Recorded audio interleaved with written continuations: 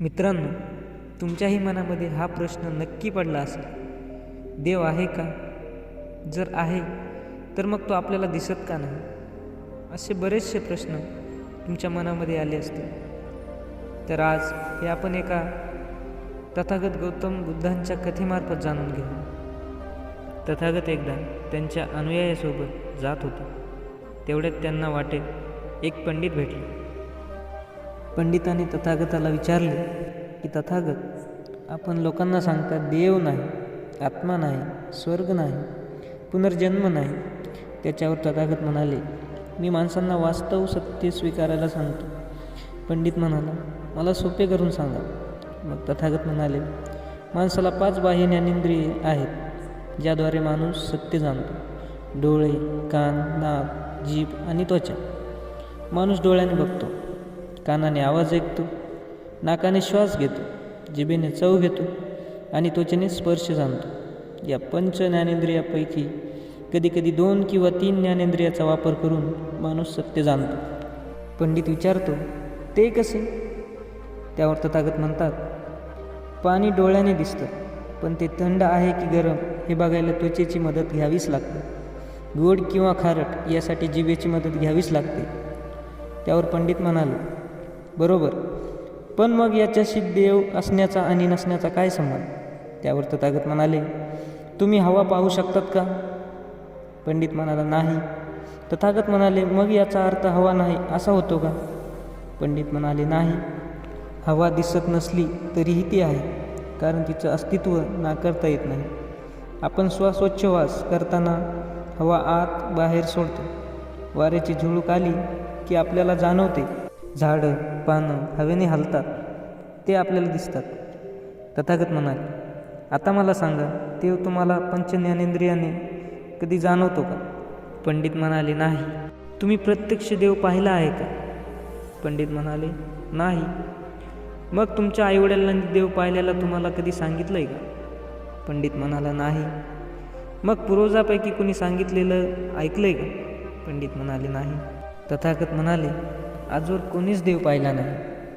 कुठल्याच ज्ञानेंद्रियाने ते जाणता येत नाही. ते सत्य नाही, त्याला गृहीत धरायचे नाही, कारण त्याचा उपयोगच नाही. ज्ञानी पंडिताला बऱ्यापैकी पटायला लागले होते.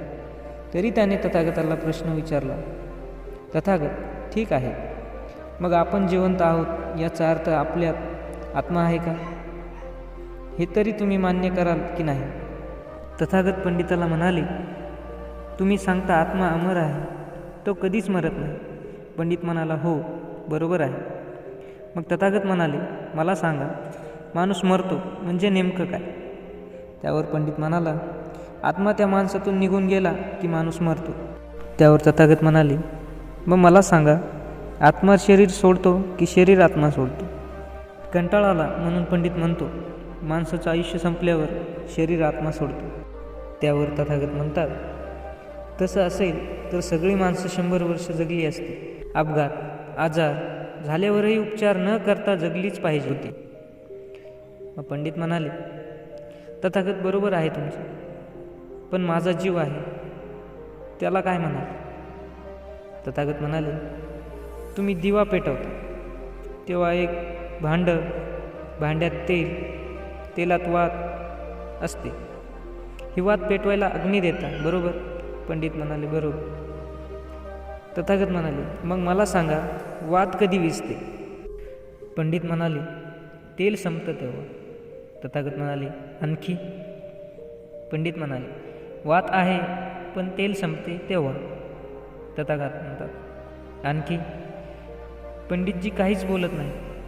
तेव्हा तथागत म्हणाले, पाणी पडले, वारा आला, पंतीच फुटली तर पंती विझू शकते.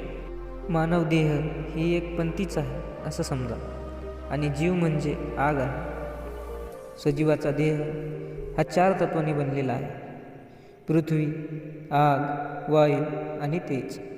पृथ्वी म्हणजे घनरूप पदार्थ म्हणजेच माती. आप, द्रव पदार्थ म्हणजे पाणी, द्रवते. वायू म्हणजे वारा. तेज म्हणजे उष्णता, ऊर्जा. या 4 पैकी जर एक जरी पदार्थ वेगळा केला की माणूस मरतो. आणि सजीव माणूस मेल्यानंतरचा जो आत्मा आहे, तुम्ही म्हणता तो देवासारखाच अस्तित्वहीन आहे. देव आहे की नाही, आत्मा आहे की नाही, या निरर्थ गोष्टीसाठी धम्म वेळ वाया घालवित नाही. धम्म माणूस जन्मल्यापासून मरेपर्यंत माणसाने कसं आदर्श जीवन जगावं याचे मार्गदर्शन करतो. काय कर्म केल्यानंतर काय परिणाम होतात ते सांगतो. धम्म जिवंतपणी स्वर्ग उपभोगण्याची संधी उपलब्ध करतो. जिवंतपणी या जन्मात अज्ञानामुळे नरक भोगावा लागू नये म्हणून मार्गदर्शन करतो.